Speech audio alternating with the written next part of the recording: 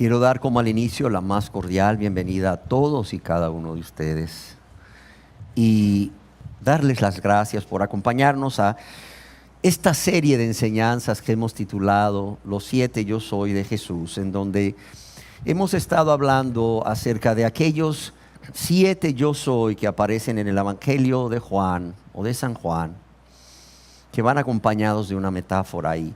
Decíamos desde el inicio que los hemos ordenado de manera diferente a como aparecen en la Biblia para poder ilustrar lo que Jesús es en la vida de la persona no convertida, en la vida de la persona convertida.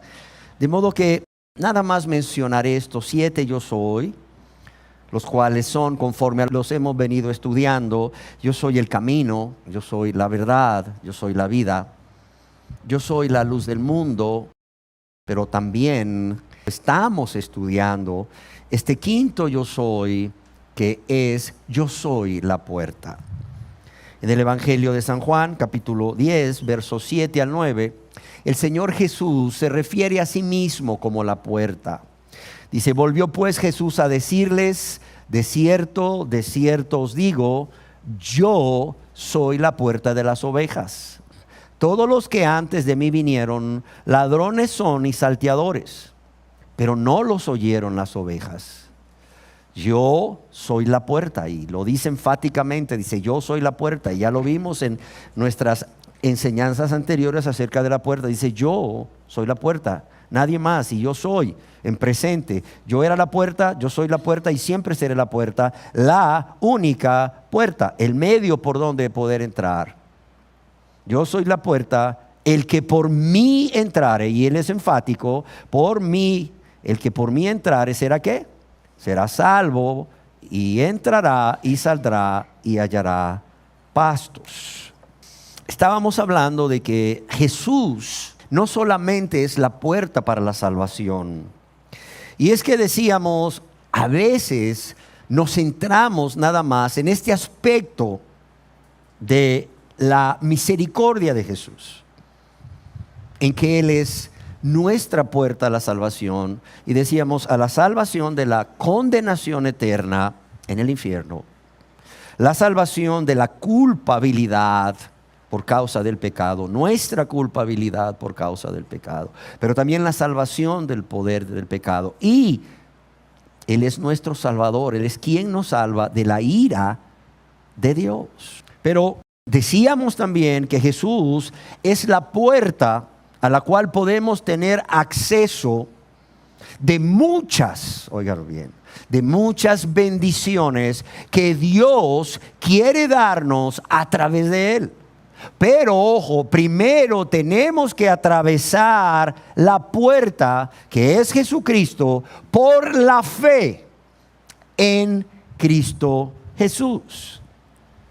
¿Y cuáles son esas bendiciones a las cuales tenemos acceso a través de Jesús como la puerta? Decíamos que la primera es que Jesucristo es la puerta a la cual tenemos acceso a Dios, al Padre. Y de esto hablamos ampliamente en nuestras enseñanzas anteriores. Si usted no ha estado con nosotros, yo le ruego que las pida, ya sea en CD o DVD, o las busque en YouTube, en La Voz en el Desierto, como usted guste. La primera bendición es que Jesucristo es la puerta, la única puerta a través de la cual tenemos acceso a Dios como nuestro Padre. La segunda es que Jesucristo es la puerta a través de la cual somos adoptados como hijos e hijas de Dios. La tercera bendición es que Jesucristo es la puerta a través de la cual entramos al redil y por tanto somos hechos pueblo de Dios, miembros de la familia de la fe o miembros de la familia de Dios. La cuarta es que Jesucristo es nuestra puerta a la paz con Dios. Todo esto lo hemos explicado en enseñanzas anteriores. La quinta, Jesucristo es la puerta a través de la cual obtenemos nuestra ciudadanía en el cielo. Y la sexta bendición de la cual hablamos en nuestra enseñanza anterior y vamos a continuar hablando en esta y quizás en una más si es necesario, es que Jesucristo es la puerta a una vida abundante. El Señor mismo nos dice en el Evangelio, según San Juan, en el capítulo 10, en la parte final del verso 10, yo he venido ¿para qué? Para que tengan vida y para que la tengan ¿en qué? En abundancia, es decir, una vida plena. Una vida rebosando, óigase bien. Yo he venido para que tengan vida y para que la tengan en abundancia. Y esta vida en abundancia es una vida que se vive en esta tierra. Ciertamente hablábamos del Señor Jesús, cuando hablábamos de que el Señor Jesús es la vida, como que el Señor Jesús es la fuente para la vida eterna. Sin embargo, hoy quiero hablar, como hemos hablado ya la vez pasada o en la reunión anterior, de esa vida abundante que Jesús ofrece aquí en la tierra. Y decíamos que es necesario hacer énfasis en ello, y sobre todo para los jóvenes, pero en realidad para todos, porque luego Satanás nos ha vendido la idea, y el mundo nos ha vendido la idea, que ser cristiano es aburridísimo, que lo peor que le puede pasar a una persona es ser cristiano o ser cristiana. ¿Por qué razón? Bueno, porque se está perdiendo de todo aquello que el mundo le está ofreciendo, que no es más que temporal, que no es más que un espejismo, no es más que una mentira de Satanás. Les han hecho creer, o nos habían hecho creer, que ser cristiano no solo es aburrido, es nada más vivir y ponernos a guardar mandamientos. Y decíamos que sí, que el cristiano guarda mandamientos, pero también aclaramos que guardamos los mandamientos con mucho gusto, porque los mandamientos de Dios no son una carga para nosotros, no son gravosos, como dice Juan en 1 de Juan 5. ¿Por qué razón? Porque quien nos ha dado estos mandamientos es alguien que nos ama como nadie nos ha amado. Es alguien que nos ama con perfecto amor, como cantábamos. Pero además es alguien que nos los ha dado para nuestro bien, pensando en nosotros, pero también nos ha dado el poder para hacerlo. No es que dijo obedezcan y ya, obedezcan y yo les voy a dar el poder. Clamen a mí, yo les voy a dar el poder por medio de mi Santo Espíritu. Pero además los obedecemos porque amamos a esa persona que nos pide que le obedezcamos. La amamos y realmente porque le amamos y estamos muy agradecidos con Él, es que queremos agradarlo y una forma de agradarlo es guardando sus mandamientos. Entonces, ¿cómo es esta vida abundante? En nuestra reunión anterior dijimos que antes de ver cómo era esta vida abundante íbamos a hablar de quién es el dador de esta vida abundante, o por qué podemos creer que realmente vamos a tener esta vida abundante en la tierra, y es porque Jesús lo ha prometido. Y Jesús, ¿verdad?, quien es Dios, ha venido. Y hablábamos ampliamente de todo lo que es Jesús para que realmente esto nos impactara. Y al ver todo lo que Él es y todo lo que Él ha hecho para que podamos disfrutar de esa promesa, si primero entramos por la puerta para ser salvos, nos enamorara de tal manera que los que no han rendido su vida a Dios lo hiciesen, y los que ya hemos rendido nuestra vida a Dios nos consagrásemos cada vez más. Además decíamos en nuestra enseñanza anterior que esta vida abundante no es una vida que es abundante por la abundancia de bienes materiales. No. También decíamos que no es abundante por el éxito o la fama que la persona pueda tener, o la admiración que puedan tener hacia ella. Decíamos también que esta vida abundante no es una vida necesariamente libre de aflicciones, libre de estrés, libre de angustia. Al contrario, es paz en la tormenta. Pero también yo quisiera añadir algo que no dije la vez pasada, y es que esta vida abundante no es abundante porque es libre de tentaciones. Yo quiero decirte que si tú decides convertirte a Dios, tú decides que Jesús sea el Señor y Salvador de tu vida, no es que las tentaciones se van a acabar. De hecho, al inicio del ministerio del Señor Jesús podemos ver que Él fue llevado por el Espíritu al desierto y fue ¿qué? Fue tentado. ¿Cuántas veces? 3 veces por Satanás. Claro, Él salió victorioso, gracias a Dios. ¿Por qué? Porque clamó a Dios. Pero no solamente Jesús, podemos ver en la vida del apóstol Pedro que él también fue tentado. ¿Y fue tentado a qué? A verse a sí mismo. ¿Cómo? Negando al Señor Jesús. Y al final del ministerio de Jesús podemos ver a Pedro ¿verdad? Siendo tentado también 3 veces y viendo cómo cayó. ¿Por qué? Porque realmente negó al Señor Jesús. Pero bueno, también vemos cómo Pedro fue restaurado por la misericordia del Señor Jesús al perdonarle esto que había hecho o este pecado que había cometido contra él. Y bueno, si esta vida no es abundante por los bienes materiales que la persona posea, o por los éxitos o fama alcanzados, o por ser libre de aflicción o sufrimiento, o por ser libre de tentación, ¿qué hace que esta vida sea abundante? Ya lo dijimos, en griego la palabra abundante es la palabra perizón, que entre otras cosas significa algo más allá de la medida. Una cantidad tan abundante como para ser considerablemente más de lo que uno esperaría o anticiparía. Dice, más allá de la medida, una cantidad tan abundante como para ser considerablemente más de lo que uno esperaría o anticiparía. Por eso es que se habla de una vida abundante como una vida llena, plena, rebosante. Decíamos que es una clase de vida definitivamente mucho mejor de la que estábamos viviendo siendo hijos del diablo, gobernados por Satanás, siendo esclavos del pecado y de los deseos de los ojos, de los deseos de la carne y de la vanagloria de la vida, viviendo egoístamente al amarnos más nosotros mismos y al mundo y a las cosas de este mundo que a Dios. Y decíamos que yo pienso que es a esta vida en abundancia, esta vida plena, rebosante, es en lo que estaba pensando el apóstol Pablo cuando escribía a los Corintios, allá en 1 Corintios 2:9, para los que les gusta anotar, cosas que ojo no vio, ni oído oyó, ni han subido en corazón de hombre, son las que Dios ha preparado para los que le aman.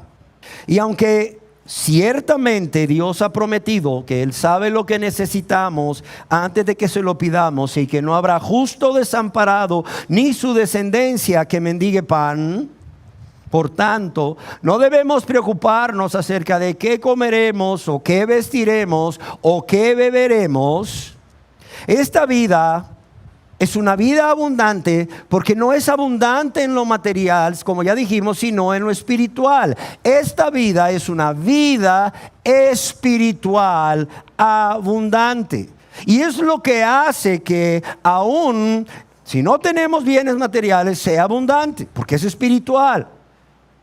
Si no tenemos éxito, fama, o no somos aplaudidos por las personas, o aún no somos aceptados por las personas por lo que creemos y por la nueva forma de vivir que ahora tenemos, o sea, eso no quita que la vida sea plena, rebosante, abundante, porque es espiritual. Aún en medio de aflicciones, en medio de pruebas, podemos vivir esta vida porque esta vida es espiritual. Y aún en medio de tentaciones podemos vivir esta vida abundante, plena, porque es espiritual. Pero además, no solo porque es espiritual, no tiene que ver con lo material, no tiene que ver con las circunstancias alrededor, no tiene que ver en cómo actúan las personas para con nosotros, no tiene que ver nada de eso. Pero también es importante que entendamos que esta vida espiritual es abundante porque es la misma vida de Dios en el creyente.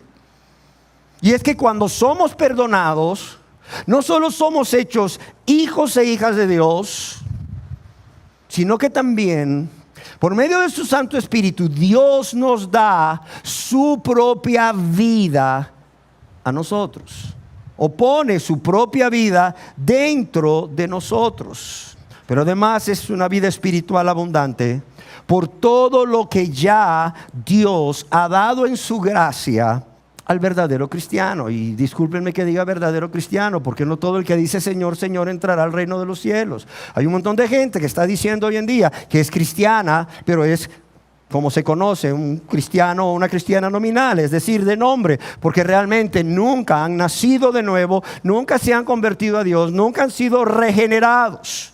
Siguen viviendo la misma vida vieja mejorada, en donde quienes gobiernan su vida son ellos, quienes son el Señor de su vida son ellos, y viven para practicar el pecado y disfrutar de los deleites temporales del pecado, tristemente. Pero aún así se llaman cristianos y en muchos lugares les llaman hermanos y les han hecho creer que son cristianos y que van camino al cielo. Menudo susto se van a llevar si realmente no reaccionan. No leen sus Biblias, porque Biblias tienen. Amén. Y esta vida espiritual es abundante, está llena a rebosar, como cuando estás llenando un vaso con un refresco de esos gaseosos, ¿verdad? Que lo vas llenando y de repente, ¿verdad? Se sale del recipiente que lo contiene, está rebosando por todo lo que Dios en su gracia ha dado al verdadero cristiano. Yo quisiera que viéramos una corta lista de todo lo que Dios le ha dado al verdadero cristiano. Y digo corta lista porque es mucho más de lo que vamos a estar viendo. Yo quisiera que viéramos eso a través de la vida del apóstol Pablo. ¿Por qué? Porque este hombre es un ejemplo para todos nosotros, los cristianos de todas las épocas, de alguien que vivió una vida espiritual abundante, una vida plena, una vida rebosante. Pero deseo que no olvidemos que este hombre de Dios, Pablo, primero tuvo que hacer ¿qué? Tuvo que atravesar la puerta que es Jesús mismo por medio de la fe en él cuando iba camino a Damasco. ¿Se acuerdan? Yo quisiera suplicarles que en la medida que vaya yo hablando de cada una de estas bendiciones que hicieron que la vida espiritual de Pablo fuese abundante, ustedes vayan meditando en cada una de ellas. Vayan meditando en cada una de ellas. ¿Por qué razón? Porque son las mismas bendiciones por las cuales todo verdadero creyente hoy en día puede, y no solo puede, quiero decirle esto, debe tener esta vida abundante, esta vida espiritual rebosante en esta tierra. Pero también quiero que usted medite, porque si usted no se ha convertido a Dios, espero que la persona de Dios y la persona de Jesucristo primeramente, pero también estas bendiciones que hacen que esa vida en Cristo sea una vida abundante, le atraigan primeramente a venir a Jesucristo para atravesar por la puerta y ser salvo y ser salva. Y si usted es cristiano o es cristiana, yo quiero que usted medite en esto. ¿Para qué? Para que ese amor y esa gratitud por Cristo sean avivados. Para que ese amor y esa gratitud por Cristo sean avivados, como se reaviva el fuego, de modo que usted pueda arder para Cristo, pueda consumirse para Él, viviendo una vida de entrega total, incondicional, de consagración a Él, pero además consagrados ¿a qué? Agradarle en todo, obedeciéndole, extendiendo su reino y sirviéndole. Pero también viviendo una vida en la que Jesucristo se refleje y pueda usted ser luz del mundo y sal de la tierra, sin importar cuánto tiempo tenga de convertido o de convertida. Y pueda ser un instrumento en las manos del Señor Jesús para la evangelización de este mundo sin esperanza. ¿Y cuál es la primera bendición que hace que esta vida espiritual o esta vida en Cristo o con Cristo sea una vida abundante, rebosante? La primera es el sentirse amado por Cristo. El sentirse amado por Cristo. En su carta a los Gálatas, el apóstol Pablo le dice, hablando de Jesucristo, allá en Gálatas 2:20, para los que les gusta anotar, dice, el cual ¿qué? El cual me ¿qué? El cual me amó. O sea, el apóstol Pablo estaba consciente de que Jesucristo le había amado a él y le seguía amando a él. Dice, el cual me amó. Ahora yo quiero decirles que ¿Cuánto sentido da a nuestras vidas el sentirnos amados por alguien? Y es que, amados, hablar de amor es hablar de una necesidad humana. Hablar de amor es hablar de una necesidad humana que para muchos es la necesidad más esencial que todo ser humano tiene.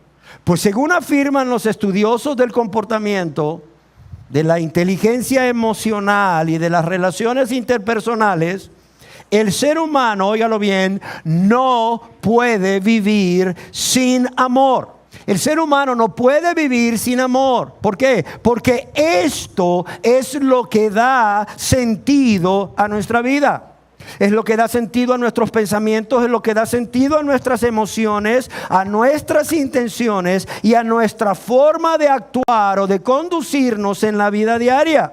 Por amor hacemos y dejamos de hacer cosas. De modo que muchas de nuestras acciones, sino la mayoría de nuestras acciones, están íntimamente relacionadas con el amor. El amor se ha tornado parte de la existencia humana, al grado que muchos se atreven a decir que el amor es el origen y el motivo de ser de la raza humana.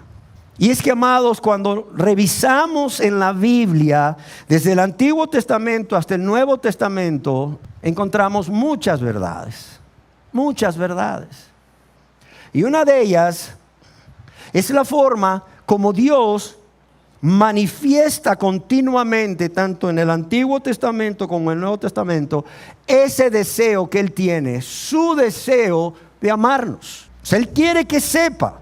Y lo dice una y otra vez en el Antiguo Testamento y en el Nuevo Testamento. Él quiere que sepamos, que todos aquí sepamos, que cada uno de nosotros sepamos, que yo sepa que Él nos ama, que Él le ama a usted y que Él me ama a mí. Pero también vemos otra verdad que va de la mano con esta en el Antiguo y Nuevo Testamento, que no solo Dios desea que entendamos y creamos que Él nos ama, sino también que entendamos que Él quiere que nosotros le amemos a Él. Es más, podríamos decir que fuimos creados por Dios para ser amados por Dios, pero también para amar a Dios y a nuestro prójimo. Y lo repito, podríamos decir que fuimos creados para ser amados por Dios primeramente y luego para amar a Dios y para amar al prójimo. Por eso es que el amor es una necesidad humana, es la necesidad más esencial, y no solo eso, es el origen y el motivo de la existencia humana. Yo quiero poner un ejemplo, y este ejemplo es los resultados que se han obtenido de diferentes estudios clínicos en niños llamados neonatos. ¿Quiénes son los neonatos? Son los niños o niñas que van desde recién nacidos hasta los 3 meses. Se han llevado a cabo estudios clínicos con estos niños y con estas niñas desde recién nacidos hasta los 3 meses de vida, estando un grupo al cuidado de enfermeras profesionales y el otro al cuidado de sus madres. Ambos grupos han estado en las mismas condiciones, condiciones de alimentación, condiciones de cuidado o atención. Sin embargo, los resultados son los siguientes. Los niños que fueron cuidados por sus madres, se vio que lloraban menos, dormían más placenteramente, se miraban más saludables a los 3 meses de edad y ganaron más peso. Ahora, ¿cuál fue la razón? Si ambos recibieron una atención profesional por parte de las enfermeras y los cuidados profesionales, y se trató de que ambos grupos estuvieran, ¿verdad?, de igual forma. O sea que no hubiera diferencia entre un grupo y otro. La razón es la interacción entre la madre y sus hijos. Y el amor que las madres manifestaban a sus hijos durante este tiempo en que estaban interactuando con ellos, mientras duró el estudio de aproximadamente 3 meses. Es increíble. Y una prueba de esta verdad de que fuimos creados por Dios para ser amados por Dios y para amar, es que aún los ateos que niegan la existencia de Dios han expresado su necesidad de ser amados. Y un ejemplo de ellos es Madeleine Murray O'Hair. ¿Quién era Madeleine Murray O'Hair? Esta mujer, una ciudadana norteamericana que nació en Pittsburgh, Pensilvania, y que falleció el 29 de septiembre de 1995, fue considerada, o más bien, ella se consideraba a sí misma como atea. Y fue conocida a nivel mundial, no solo por ser atea, sino porque se dedicó con mucho esfuerzo, con mucha pasión, a promover el ateísmo en los Estados Unidos a través de la fundación de Ateos para América, de la cual ella fue su presidenta por muchísimos años. Sin embargo, Madeleine Murray O'Hair, quien llevaba un diario personal, el cual fue publicado en ese diario personal por lo menos 6 veces, oiga bien, por lo menos 6 veces, esta mujer escribió lo siguiente: alguien en alguna parte, por favor, ámeme.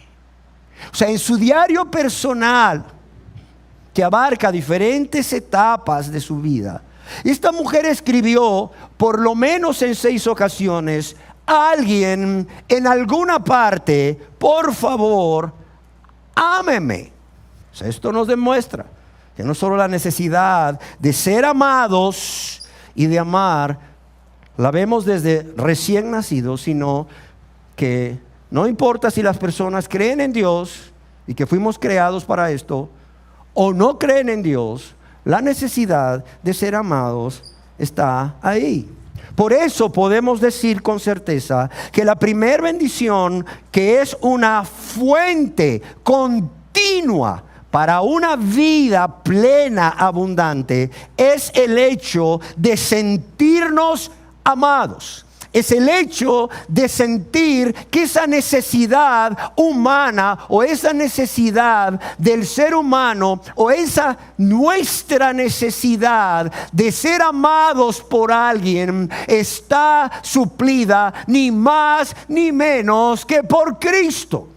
Yo quiero preguntarles, hablando acerca del apóstol Pablo, a quien he puesto como ejemplo de esta vida abundante y de las bendiciones que son la fuente de una vida espiritual abundante.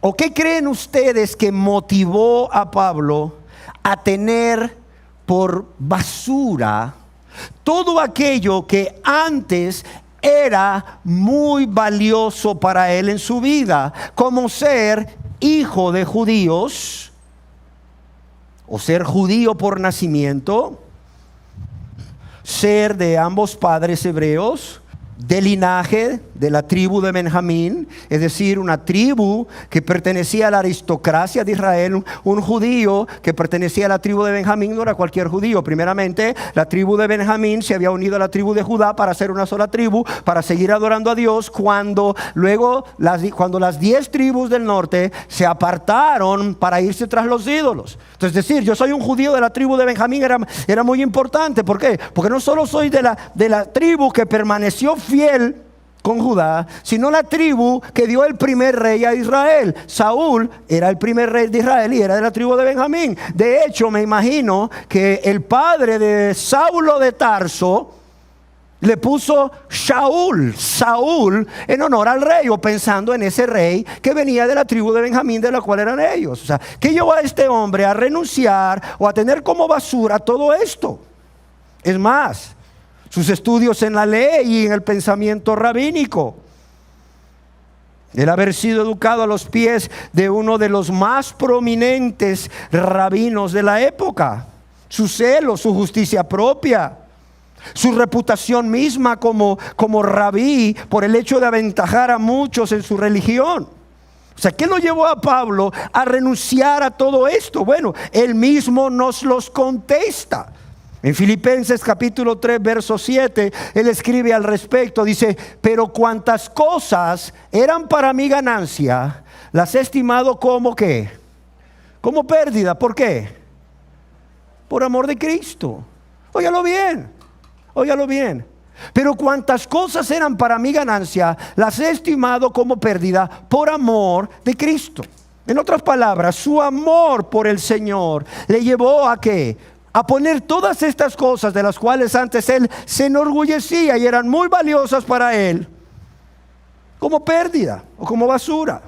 ¿Y cómo fue que este hombre llegó a amar a Jesucristo si era un hombre de quien todos hemos leído, le dominaba o era gobernado por un fuerte deseo de negar a Jesucristo como Dios y como el Mesías, lo cual era blasfemia?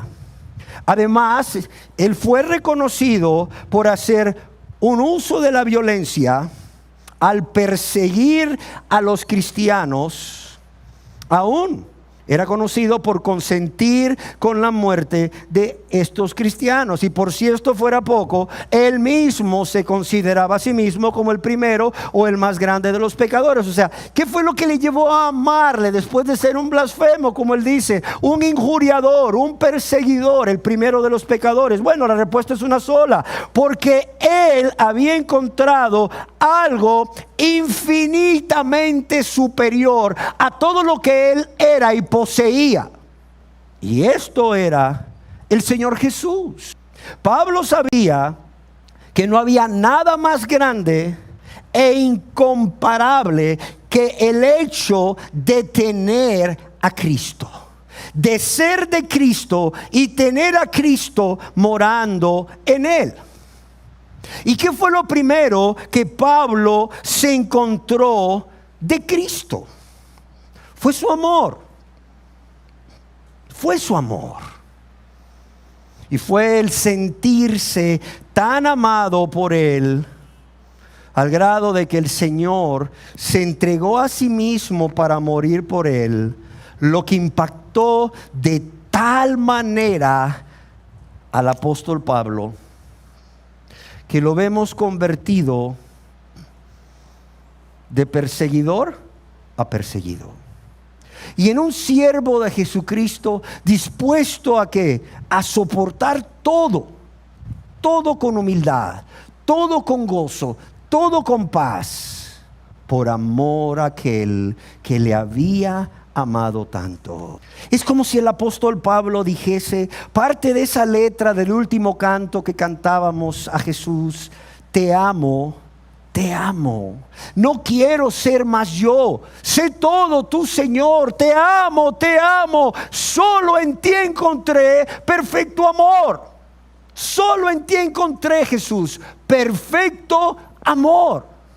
Yo quiero decirles que de esto que les estoy hablando, Pablo mismo da testimonio a los cristianos de la ciudad de Corinto, cuando en la primera epístola a los Corintios, capítulo 4, verso 11 al 13, él escribe: hasta esta hora padecemos hambre. Óigalo bien. Hasta esta hora tenemos sed, estamos desnudos, somos abofeteados y no tenemos morada fija. Nos fatigamos trabajando con nuestras propias manos para sostener nuestro propio ministerio y los que andan con nosotros. Nos maldicen y ¿qué? Y bendecimos. Padecemos persecución y la soportamos. Nos difaman y rogamos. Hemos venido a ser hasta ahora como la escoria del mundo o el desecho de todos. Oye bien lo que dice el apóstol Pablo. Y es que, amados, yo pienso en ¿cuánto podemos renunciar o a cuántas cosas podemos renunciar? Y aún, ¿cuántas cosas podemos padecer como Pablo por amor a una persona? Por amor a una persona. ¿Cuándo? Cuando consideramos que somos tan amados por esa persona que vale la pena sufrir, padecer por esa persona. Y esto te lleva a padecer, a sufrir por esa persona que te ha amado tanto, como lo hacía el apóstol Pablo, con humildad, con gozo, con paz, por amor a Él. Y eso nos permite, cuando nos sentimos tan amados, eso nos permite sufrir por esta persona, padecer por esta persona y aún seguir teniendo una vida en Cristo, una vida espiritual abundante, plena. ¿Por qué? Porque el hacer cualquier cambio que Jesús demande en nuestras vidas, o renunciar a cualquier cosa en nuestras vidas para agradar y manifestar nuestro amor por esa persona que tanto nos ama, viene siendo hasta un privilegio, amados. Y así, el sentir que somos tan amados y que por fin encontramos a alguien que nos amara como nadie nos había amado, es lo que se convierte en una fuente de vida abundante, aún en medio de lo que estemos atravesando, pase lo que pase en nuestras vidas. Aún, como decíamos, es un privilegio. Como bien escribió Pablo a los filipenses, allá en Filipenses capítulo 1, verso 29, porque a vosotros os es concedido a causa de Cristo que no solo que creáis en Él, sino también que padezcáis por Él. No dice que padezcáis por causa de tu pecado, por causa de tu rebeldía, de tu egoísmo, de tu amargura, de tus adulterios, fornicaciones, etcétera. No. Dice que padezcáis ¿por quién? Por Él. Dice, a vosotros os es concedido a causa de Cristo, no solo que creáis en Él, sino también que padezcáis por Él. Otras versiones lo traducen, pues a ustedes, óigalo bien, pues a ustedes se les dio no solo el privilegio de confiar en Cristo, sino también el privilegio de sufrir por Él. Y es que cuando realmente te sientes tan amado, es un privilegio sufrir por Él. Y aún tener una vida espiritual, una vida en Cristo rebosante, abundante. ¿Sí queda claro? La primera bendición es el sentirse amados. El sentir que esa necesidad del ser humano está suplida, ni más ni menos que por aquel que nos amó con perfecto amor. Y que por ese perfecto amor ha hecho todo lo que ha hecho por nosotros y lo seguirá haciendo. Amén. ¿Cuál es la segunda bendición? La segunda bendición es que Pablo no solamente se sentía amado por Cristo, sino que sentía que su vida era de mucho valor para Cristo. O sea, él sentía que él era muy importante para Cristo. ¿Y por qué él no solo se sentía amado, sino que sentía que su vida era de mucho valor para Cristo? ¿Por qué? Porque él creía que el Señor mismo había renunciado a su propia vida. ¿Para qué? Para morir en su lugar. Y la manera de pensar de Pablo es esta: siendo Él Dios, estando Él en la gloria, sentado en su trono de gloria, recibiendo la alabanza de los santos y los ángeles, gobernando este universo como Rey de reyes y Señor de señores, Él dejó su trono alto y sublime, dejó la gloria, dejó la adoración, y Él se hizo un ser humano. Esa era la manera de pensar de Pablo, y tiene que ser la manera de pensar nuestra. Se hizo un ser humano, ¿por qué? Por amor a nosotros los pecadores. El que no cometió pecado, el justo, se hizo un ser humano por nosotros los pecadores, los injustos. ¿Para qué? Para morir por nosotros en nuestro lugar y recibir el castigo que nosotros debíamos haber recibido, por causa de haber pecado contra Dios y nuestro prójimo una y otra vez, de manera consciente y de manera egoísta, de manera voluntaria. Y Pablo decía, wow, siendo yo lo que era, no solo me amó, sino que Él hizo todo esto por mí. Y lo hizo cuando no estaba obligado. Y lo hizo cuando yo no lo merecía. Entonces esto significa que no solo soy muy amado por Él, sino que para Él mi vida, mi alma, tiene un inmenso valor. Y mira, amado, amada, cuando tú sabes que eres amado por Dios, eres amado por Cristo, y tu vida, tu alma es de un inmenso valor para Dios, para Cristo, esto va a hacer que tu vida espiritual, tu vida en Cristo esté plena, esté rebosando, sea abundante. No importa lo que pase en tu vida, no importa lo que pase en tu vida. Cuando me imagino al apóstol Pablo pensando no solo en cuánto le amaba a Jesús, sino cuán importante era él para Cristo, de cuánto valor era su vida, su alma para Cristo, por todo lo que Cristo había hecho por él, sin él merecerlo y Cristo no estar obligado. Se me venía a la mente la letra de un canto que dice: ¿cómo me ama Jesús? Aquí lo hemos cantado. ¿Cómo me ama Jesús? Dice: Él dio su vida. ¿Qué más pudo hacer? Yo te pregunto, Él dio su vida por ti porque te ama. Él dio su vida por ti porque eres muy importante para Él, porque para Él tu alma es muy valiosa. Y después de dar su vida, ¿qué más podía dar? A ver, ¿qué más podía dar? Se lo había dado todo. Al dar su vida, al derramar su sangre, lo había dado todo. Él dio su vida, dice el canto. ¿Qué más pudo hacer? ¿Cuánto me ama? ¿Cuánto te ama? ¿Cuánto nos ama Jesús? Ahora yo quiero que veamos en la vida de Pablo, que es nuestro ejemplo, cómo el sentir y el creer que nuestra vida es de mucho valor para Cristo te ayuda a vivir una vida espiritual plena, abundante, aún en medio de cualquier circunstancia.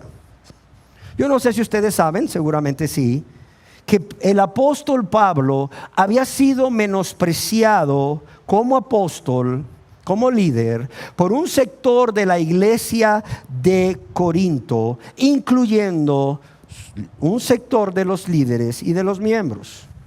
Y todo esto por causa de la influencia de personas judías supuestamente convertidas al cristianismo, pero que continuaban con la creencia de que los cristianos, y cuanto más aquellos que eran gentiles, debían, además de recibir al Señor Jesús como su Salvador, continuar practicando una serie de rituales de la ley, a lo cual se oponía Pablo, diciendo que el sacrificio de Cristo era suficiente para nuestra salvación. Ahora, la iglesia de la ciudad de Corinto era una iglesia que el apóstol Pablo, él mismo había establecido en su segundo viaje misionero. Y los miembros de esta iglesia eran muy amados por él. Y ahora Pablo está enfrentando el rechazo público, el menosprecio público de un grupo de líderes y de un grupo de miembros de esa iglesia. Y yo pregunto, ¿cuánto dolor habrá experimentado este hombre de Dios ante tal rechazo? A ver, piense. Yo creo que mucho. Sin embargo, a pesar de este rechazo, él sigue adelante amándoles. Es más, él sigue adelante no solo amándoles, sino dispuesto a darse aún más por ellos, aunque amándoles más, fuese amado menos. Y esto que les digo lo podemos leer allá en la segunda epístola del apóstol San Pablo a los Corintios, capítulo 12, verso 15, donde el apóstol les escribe: y yo con el mayor placer gastaré lo mío. Aún mismo dice: yo me gastaré del todo por amor a vuestras almas. Aún yo mismo me gastaré del todo por amor de vuestras almas, aunque amándoos más, sea amado menos. Otra versión traduce la parte final de este versículo así: con gusto me desgastaré por ustedes y también gastaré todo lo que tengo, aunque parece que cuanto más los amo, menos me aman ustedes a mí. Y vemos cómo Pablo estaba felizmente dispuesto a darse a sí mismo en un incansable servicio y sacrificio por sus almas, es decir, por su bienestar espiritual. Incluso si no tenía la esperanza alguna de que su amor por ellos fuese correspondido, él seguiría amándolos. Fíjese lo que vemos aquí. Este hombre, si no tenía la esperanza, o si no había en él esperanza alguna de que su amor hacia ellos fuese correspondido, él seguiría amándoles. Y yo pregunto, ¿cómo es que este hombre, un hombre de carne y hueso, como ustedes y yo, podía actuar tan lleno de amor para con estas personas que le estaban rechazando, para con estas personas que le estaban menospreciando? Aún ante la realidad de que parecía que aunque él les amase más, ellos le amaban menos. La única respuesta es que este hombre estaba convencido de que aunque los demás lo rechazasen, él era muy estimado por el Señor. Él era muy estimado por el Señor. ¿Por qué razón? Porque valía mucho para él. Porque su vida y su alma y su persona eran de mucho valor para Cristo. Y esto es lo mismo que debería pensar todo cristiano hoy, en especial si está siendo menospreciado por su amor, por su fe, por su obediencia a Dios, a Cristo.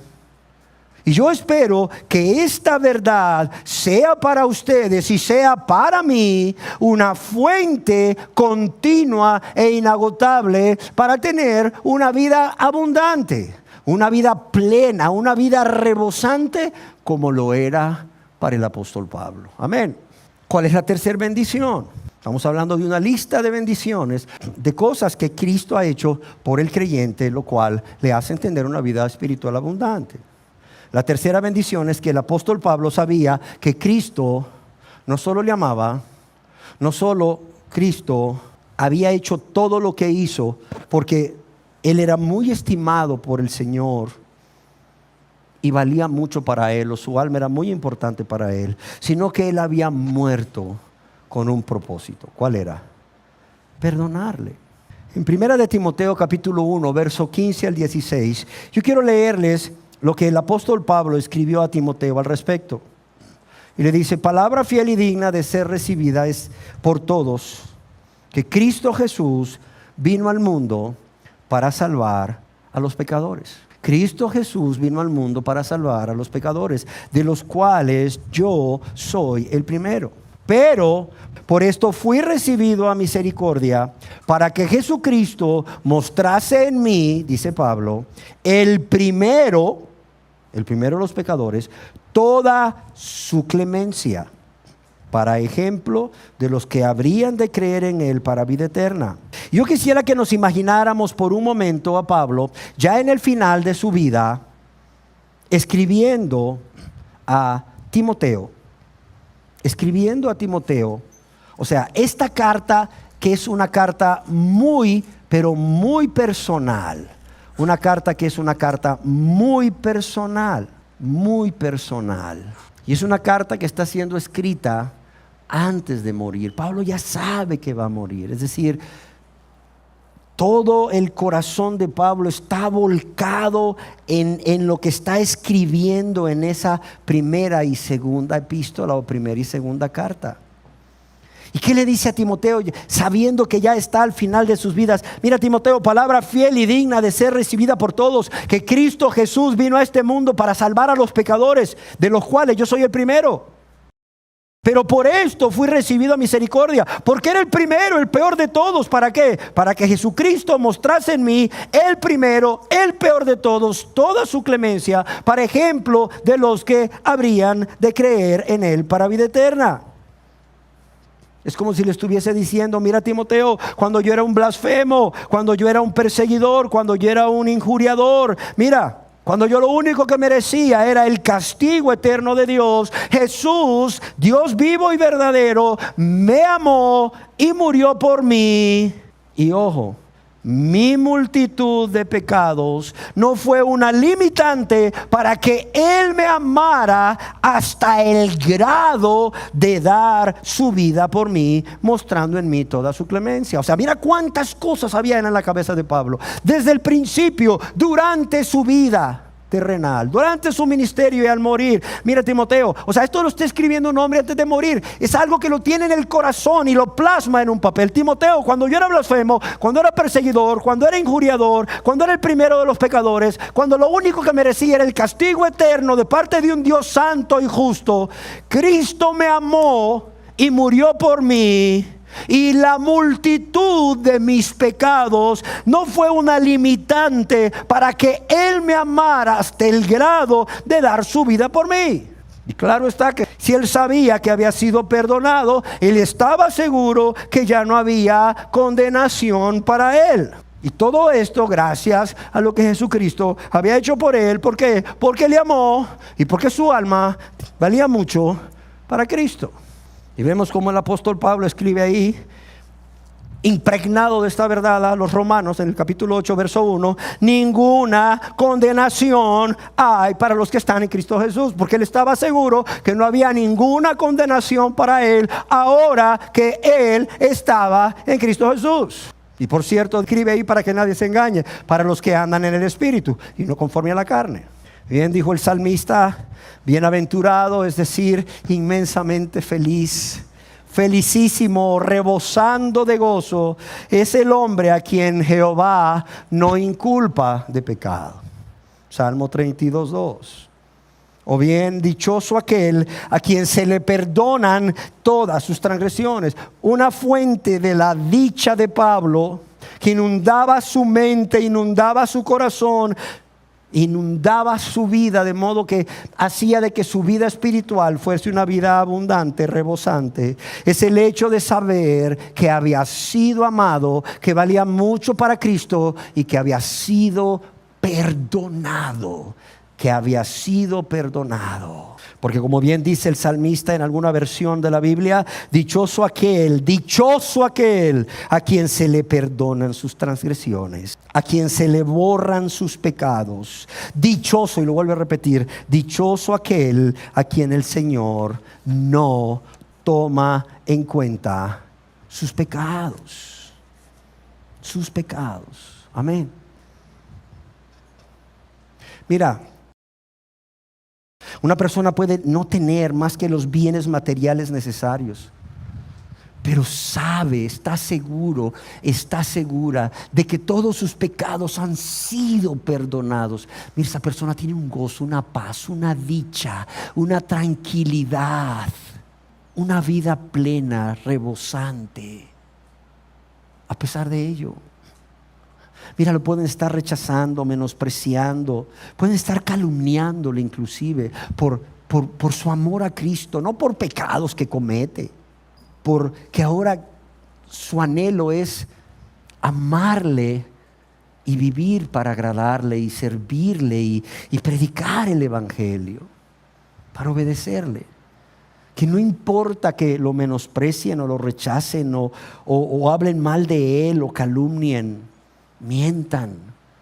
Mira, si sabe que Cristo le ha perdonado, esta persona puede decir: no me importa nada, tengo su amor, soy muy estimado, muy estimada por Él, muy valioso para Él, muy valiosa para Él, y Él me ha perdonado, dando su vida, muriendo en la cruz para que yo tenga vida. Eso me es más que suficiente. No necesito nada más. Amén. Termino con una cuarta bendición, porque hay muchas más. Y vamos a estar hablando de todas ellas, para que realmente entendamos y vivamos esa vida espiritual en Cristo, plena, abundante. La cuarta bendición que Pablo había recibido, por lo cual tenía una vida espiritual abundante, y todo cristiano debe tenerla, es porque estaba seguro que Jesús no solo le había perdonado, sino que al hacerlo le había hecho una nueva criatura. Amén. Cuando nosotros leemos en la epístola o la carta del apóstol Pablo a los romanos, el capítulo 7, podemos ver que desde el verso 11 en adelante, este hombre narra cómo él vivía una vida miserable, una vida sin poder, una vida de fracaso en lo que respecta a su vida espiritual. Quizás tenía mucho de qué gloriarse desde su nacimiento hasta la alta posición que él tenía como rabino, pero en cuanto a su vida espiritual, no había victoria sobre el pecado. No había victoria sobre el pecado. Era un caer continuamente. Era una vida de práctica de pecado. Es más, él llegó a decir: miserable de mí, ¿quién me librará de este cuerpo de muerte? Miserable de mí. O sea, él está diciendo, él está dando testimonio de cómo él se sentía. Dice: miserable, me siento miserable. Miserable de mí, ¿quién me librará de este cuerpo de muerte? Pero cuando comienza el capítulo 8, este hombre dice: ahora pues, ninguna condenación hay para los que están en Cristo Jesús, los que no andan conforme a la carne, sino conforme al Espíritu. Y luego en el verso 2 este hombre dice algo que es impactante. Dice: porque la ley del Espíritu de vida, la ley del Espíritu de vida en Cristo Jesús, que dice él, me ha librado. Dice: me ha librado ¿de qué? De la ley, del pecado y de la muerte. Y luego dice él: porque lo que era imposible para la ley, por cuanto era débil por la carne, Dios, enviando a su Hijo en semejanza de carne de pecado, a causa del pecado, condenó el pecado en la carne. ¿Para qué? Para que la justicia de la ley se cumpliese en nosotros. Y luego habla de su estado espiritual, que no andamos conforme a la carne, sino conforme al Espíritu. En Primera de Tesalonicenses capítulo 2, verso 10, el apóstol Pablo da testimonio de esa transformación que Dios había hecho en su vida. Y les escribe a los tesalonicenses: vosotros sois testigos, y Dios también, ¿de qué? De cuán miserable me siento viviendo esta vida de práctica de pecado. ¿Así dice? No, ¿verdad? No, pero así dijo él: miserable de mí, ¿quién me librará de este cuerpo de muerte? No, ¿qué dice Pablo? Dice: vosotros sois testigos, y Dios también, ¿de cuán qué? De cuán santa, de cuán justa e irreprensiblemente nos comportamos con vosotros los creyentes. O sea que una persona que está viviendo una vida miserable porque está viviendo continuamente en pecado puede decir de sí misma que vive santa, justa, irreprensiblemente. No, para nada, para nada. Vive una vida de práctica de pecado, de maldad, de egoísmo, de rebeldía, de ingratitud, lo que tú quieras. Lo que sucede aquí es que Dios había realizado una obra en la vida de Pablo. Un milagro, exactamente, un milagro de la gracia de Dios que lo había transformado por medio de su poder y a través del Espíritu Santo en una nueva criatura. En una nueva criatura. Y a partir de ese nuevo nacimiento, en donde Pablo es hecho una nueva criatura por la obra redentora de Jesucristo, es que ahora su alma ya no se deleita en el pecado para volver a caer una y otra vez, sino que ahora su alma se deleita en las cosas de Dios y aborrece las cosas de la carne. Sus pensamientos, sus intenciones, sus propósitos, sus sentimientos y deseos ya no son gobernados por su yo, de modo que cae una y otra vez. Ya el pecado ya no se enseñorea sobre él, de modo que vive una vida de práctica de pecado, sino que todo esto ahora está sometido a la voluntad de Dios. Está sometido a la voluntad de Dios.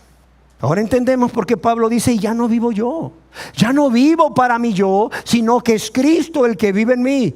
Cristo es el que vive su vida a través de mí. ¿Por qué? Porque he nacido de nuevo, he sido transformado por el milagro de la gracia a través de la obra redentora del Señor Jesucristo.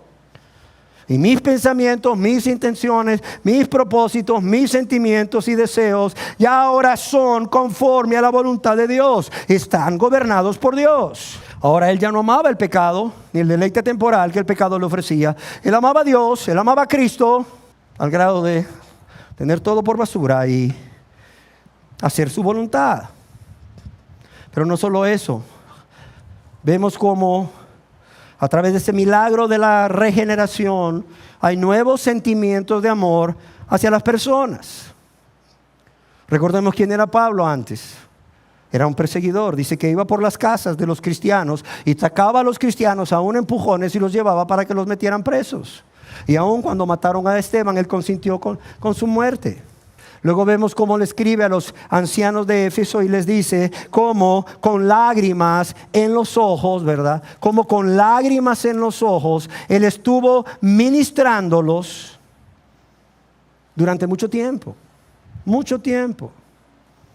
Y luego le dice a los tesalonicenses, como el Padre a sus hijos, os exhortábamos y consolábamos a cada uno de vosotros. ¿Por qué? Porque todos ellos habían venido a ser muy amados por Pablo.